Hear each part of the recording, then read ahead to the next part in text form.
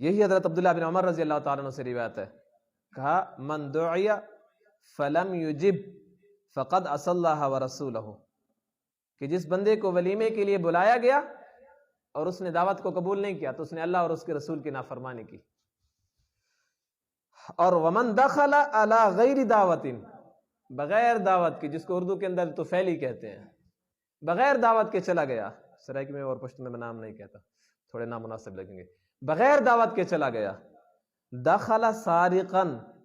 چور ہو کر داخل ہوا، وخرج مغیرا، لٹیرا ہو کر نکلا۔